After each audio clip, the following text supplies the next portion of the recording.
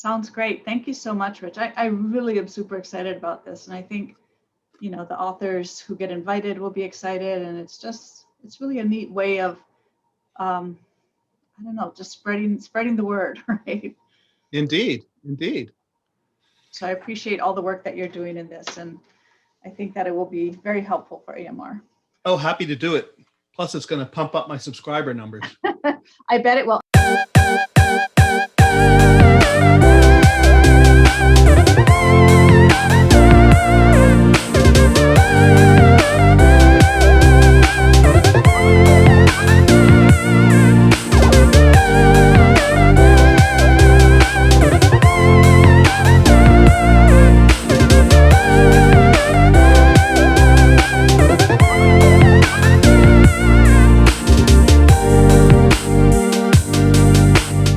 Hello, and welcome to the Academy of Management Review Origin Series, where we ask the question, where does theory come from?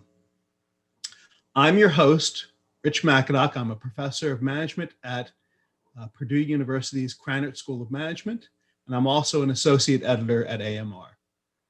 In this video series, I will be interviewing the authors of forthcoming AMR articles to ask them about the background of where they came up with the ideas for their theoretical contributions for their articles. Our first episode today will feature Sherry Thatcher, professor at University of South Carolina and also the editor-in-chief of Academy of Management Review. I'll be interviewing Sherry about her From the Editor essay called Intentional Inclusion of Diverse Voices and Global Perspectives at AMR. So Sherry, welcome to the Origin series, and thank you for your support in putting this Origin series initiative together. I really appreciate it. Well, thank you. Thank you so much for having me on and for being willing to actually do this Origin series. You're such a great interviewer, and you already have an established audience, so it will be fabulous to add to that and have our authors speak on this series. Well, I'm sure it'll be a lot of fun for everyone involved. And I hope it'll be helpful for people to learn more about the process of creating contributions to theory in the field of management. Absolutely. So it has been your goal since even before you took the helm at AMR to pursue a goal of intentional inclusion of diverse voices and global perspectives for the journal. So can you tell us a little bit about where that vision came from and how you developed that vision? Yeah, that's a great question. So I don't think that I had a sense that that was where I was going to go, but it was just something that's always driven me. Growing up, my background, I grew up in Hawaii. I spent a number of years in Asia. I spent a number of years working with indigenous populations in Micronesia.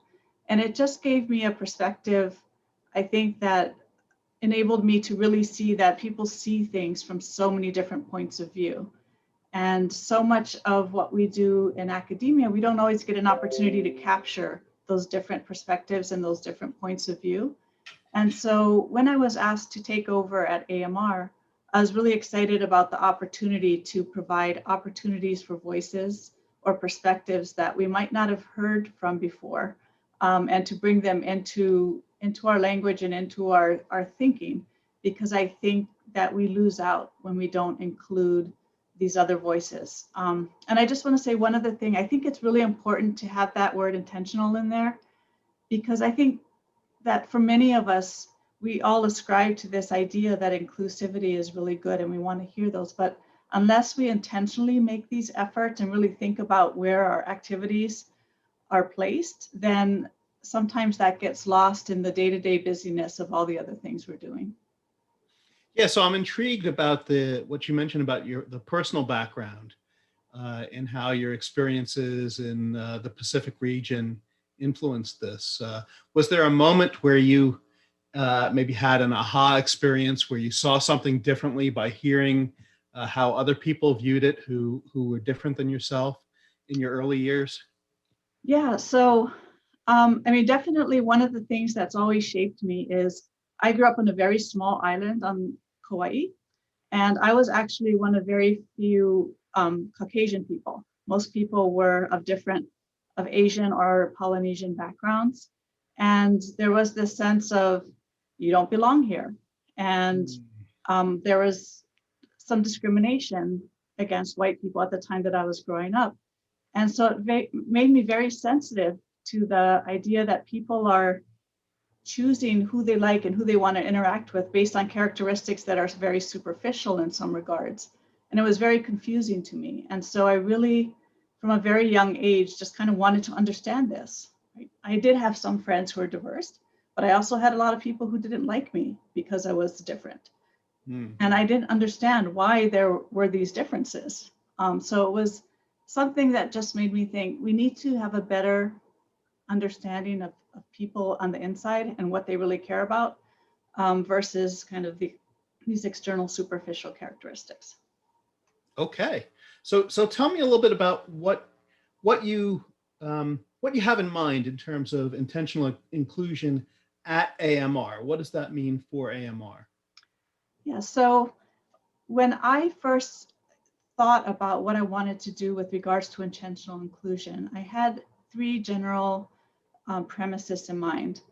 One was that we would start from the beginning, right? And so in this sense, it's how do we get our PhD students, our young scholars, people who may not have been exposed to theory in the same way as people that go to great institutions often have a lot of resources that expose them to theory and theory building.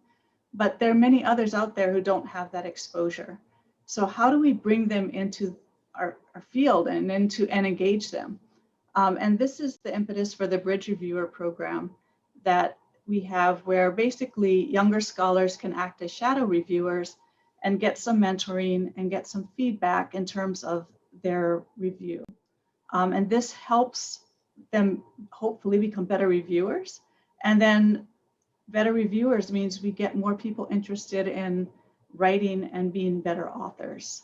So that was one approach. A second was workshops and reaching out. Of course, COVID-19 put a little damper in terms of how we might do these things.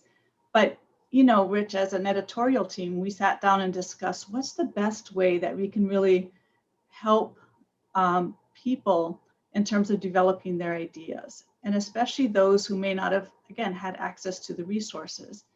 And we thought that the way to do this is to start at the idea stage.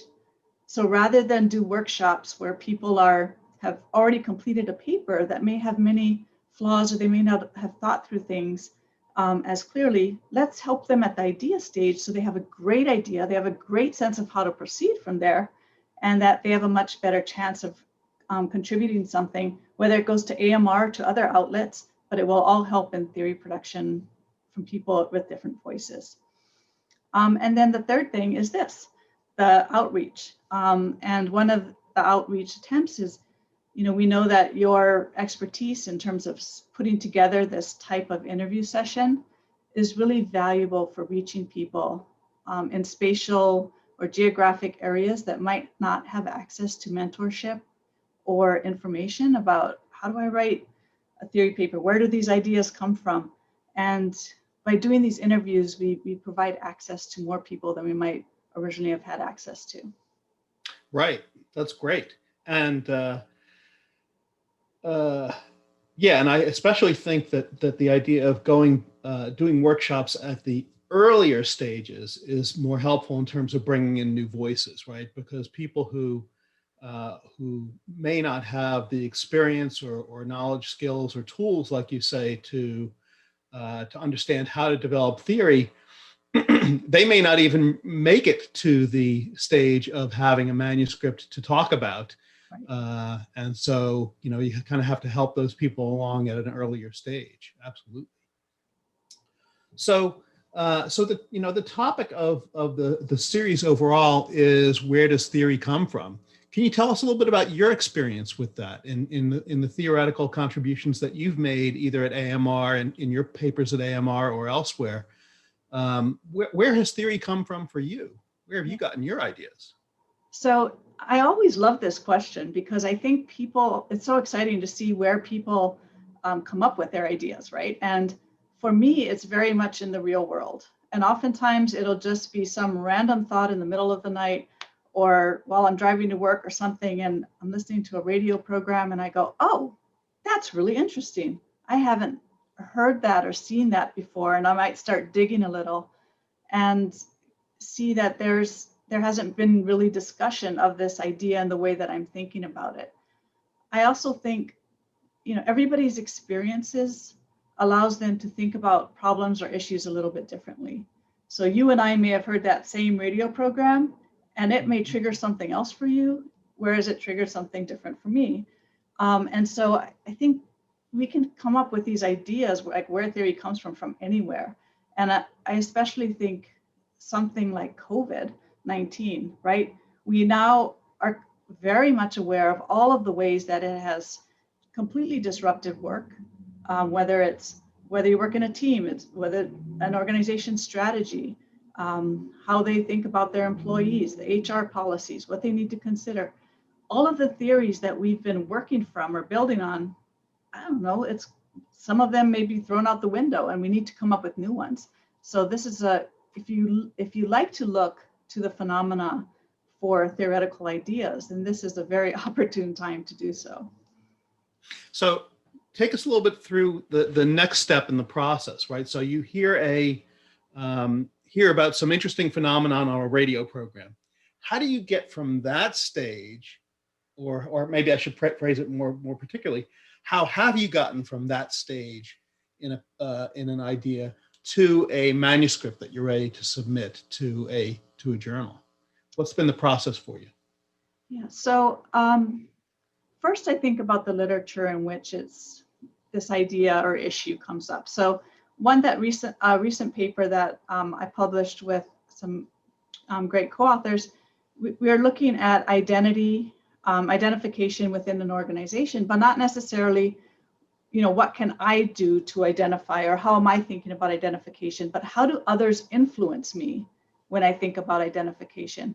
And that very much came from just thinking about when I come into when I'm a newcomer into an organization, I'm not just I don't have my own views about what I want. I'm also a receiver of information, and the first person who might interact with me has a very outsized influence on how I perceive the rest of the things going on.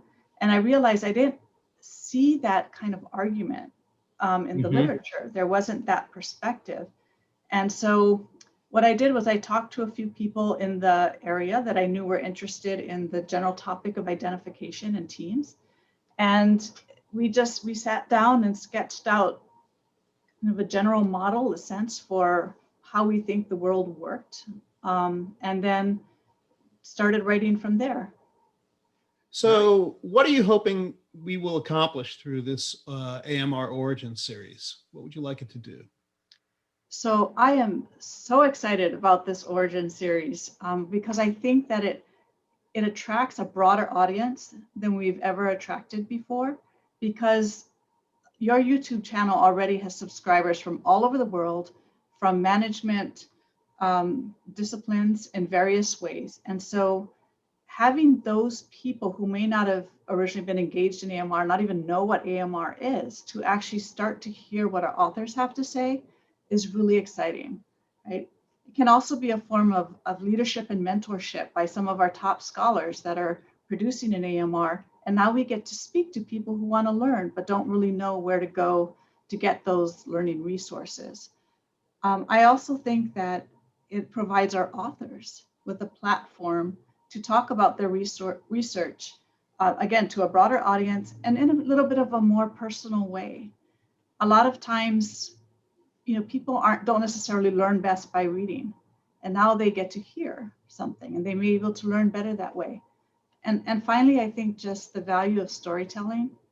We sometimes underestimate how important that storytelling is, and you're giving people the avenue to be able to present their stories in a way that can be very impactful. So Okay. One of the things that the Origin series also does that I think is really important, or what our goal is to demystify the process of writing theory. I think sometimes people think of theory as something scary, right? Like, I can't do it. It's too hard. It's too abstract.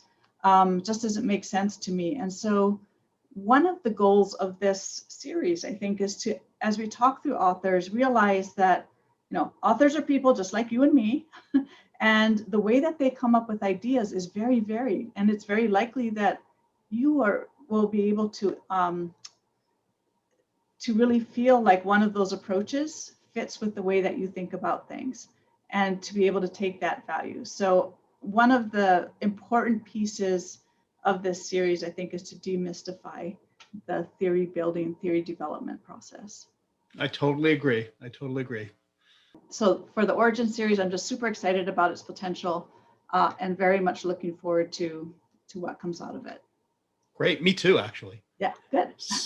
So you're now about 6 months into your 3-year term as editor-in-chief. So I've got really 2 questions about that. One is, how's it been going so far? How's it been for you? And then the second question is, where do you hope to see AMR at the end of your 3-year term? What will AMR be? How might it be different than than before you arrived as editor-in-chief? So the first question, it's been quite a whirlwind.